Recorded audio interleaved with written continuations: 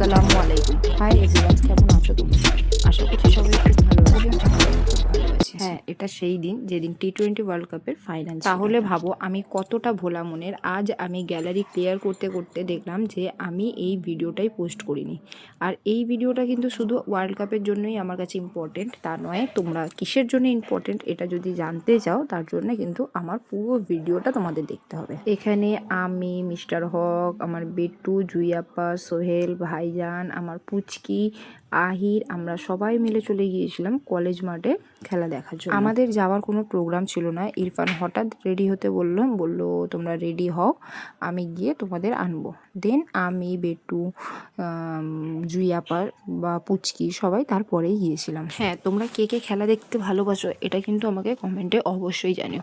Cricket খেলাটা আমি টিভিতে দেখতে ভালোবাসি, আর যদি সামনাসামনি বলো, সামনাসামনি আমি ক্রিকেট খেলা দেখতে খুব একটা ভালোবাসি না, তবে ফুটবল খেলাটা আমি সামনাসামনি দেখতে খুব ভালোবাসি। আর সত্যি কথা বলতে কোনো দ্বিধা নেই, ফুটবল আর ক্রিকেটকে যদি কম্পেয়ার করা হয় অলওয়েজ আমি ফুটবল লাভ। এখানে দেখো একটা করে ভালো রান আসছে বা আউট হচ্ছে কিছু, দুই ভাই বোন জুটিয়ে এনজয় করে নিয়ে। মেদিনীপুরে যারা থাকো তারা তো অবশ্যই জানো যে মেদিনীপুর কলেজের মাঠটা কতটা ঐতিহাসিক বা কতটা পপুলার, কিন্তু এখন মাঠটা দিনে দিনে না নষ্ট হয়ে যাচ্ছে, মাঠের পরিবেশটা একেবারেই নষ্ট হয়ে যাচ্ছে। অনেককেই দেখি মাঠে বসে ওপেন ড্রিঙ্ক করছে, তারপর কাপেলরা বসে থাকে, দ্যাটস ওকে, বাট ড্রিঙ্ক করছে, এটা ওটা নোংরা জিনিস মাঠের মধ্যে পড়ে আছে। মানে আমার তো মনে হয় যে আমাদের প্রশাসনিক দিক থেকে যে এটার একটা স্টেপ নেওয়া উচিত বা স্ট্রিক্টলি মানা করা উচিত। আর যে ওখানে যা খাচ্ছে সেটাই ওখানে ফেলে দিচ্ছে। তো যাই হোক, সেদিনে তো আমরা খেলাটা দেখলাম, আর খেলাটা তোমরা জানো রেজাল্ট কী হয়েছিল।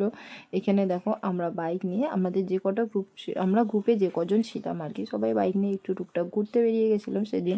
এইভাবে কিন্তু আমাদের সন্ধ্যাটা কেটে গেল, আমাদের কিন্তু মাথায় অন্য কিছু ঘুরছিল, বিশেষ করে আমার মাথায়।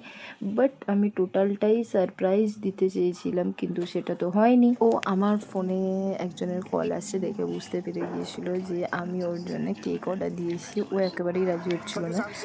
সবাইকে বাড়িতে পাঠিয়ে আমি আর সোহেল চলে গিয়েছিলাম কেক আনতে। তখন অনেকটাই রাত হয়ে গিয়েছিল, আর আমি রিকোয়েস্ট করেছিলাম দিদিকে যে খেলা দেখে তারপরে কেকটা আনতে যাব।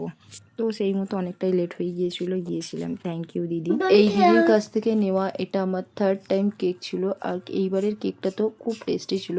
আগেরগুলোও টেস্টি ছিল, বাট একটু ওদিক ওদিক লেগেছিলো, বাট এবারের কেকটা সত্যি খুব টেস্টি ছিল।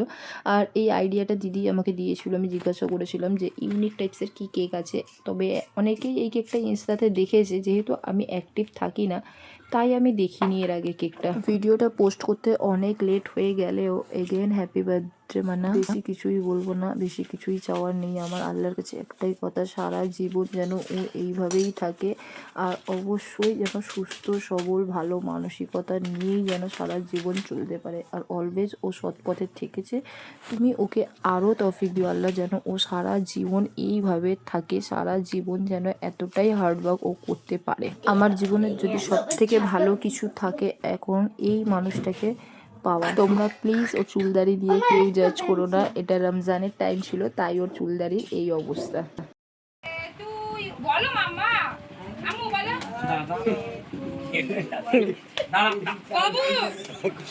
আলটিমেটলি তোমাদের এই যে বললাম, আমার বার্থডে হোক বা ইরফানের বার্থডে, মানে যে কোনো কারোর বার্থডে হলেও একবার হলেও কাঁদবে, জানি না কি হয়ে যায় ওদের। যাই হোক, এই পর্যন্তই রাখছি আজকের ভিডিওটা। যদি কিছু ভালো লেগে থাকে please to like, comment, share and subscribe করতে একদম ভুলো না। ততক্ষণের জন্য বাই, দেখা হচ্ছে আরও একটা নতুন ভিডিওতে। আল্লাহ হাফিজ।